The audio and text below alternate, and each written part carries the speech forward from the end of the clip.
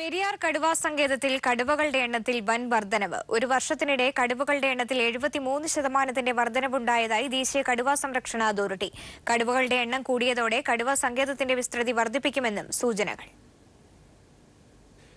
പെരിയാർ കടുവാ സങ്കേതത്തിൽ നിലവിൽ 35 മുതൽ 40 കടുവകൾ ഉള്ളതായാണ് പ്രാഥമിക കണ്ടെത്തൽ. ഒരു മാസം നീണ്ട കണക്കെടുപ്പിൽ പക്ഷികളും വന്യജീവികളും അടക്കമുള്ള 1,32,000-ഓളം ചിത്രങ്ങളാണ് ക്യാമറ ട്രാപ്പ് വഴി ശേഖരിച്ചത്. ഇതിൽ കടുവകളുടെ 450 ചിത്രങ്ങളാണ് ക്യാമറയിൽ നിന്നും ലഭിച്ചത്. ഈ ചിത്രങ്ങൾ വിശകലനം ചെയ്തപ്പോഴാണ് പുതിയ 19 കടുവകളെ കണ്ടെത്തിയത്. 19 tigers has been spotted newly this time.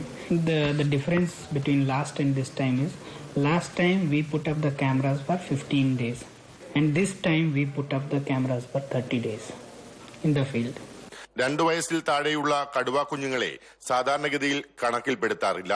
മുൻവർഷങ്ങളിൽ ഇത്തരത്തിൽ ഉൾപ്പെടുത്താതിരുന്ന കടുവകൾ വലുതായതും ഒപ്പം സമീപ പ്രദേശത്തെ വനമേഖലകളിൽ നിന്നും കടുവകൾ പെരിയാർ സങ്കേതത്തിൽ എത്തിയതും മൂലമാകാം പുതുതായി 19 എണ്ണത്തിന്റെ വർധനവ് ഉണ്ടായതെന്നാണ് വനം വകുപ്പിന്റെ നിഗമനം.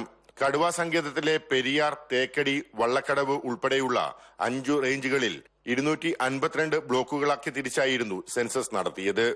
180 ഡിഗ്രി വൈഡ് ആംഗിൾ ലെൻസുള്ള 504 ക്യാമറകളാണ് സെൻസസ് നടപടികളുടെ ഭാഗമായി വിവിധ സ്ഥലത്ത് സ്ഥാപിച്ചിരുന്നത്. കടുവയോടൊപ്പം മറ്റു മൃഗങ്ങളുടെ കണക്കെടുപ്പും ഇതോടൊപ്പം നടന്നിരുന്നു.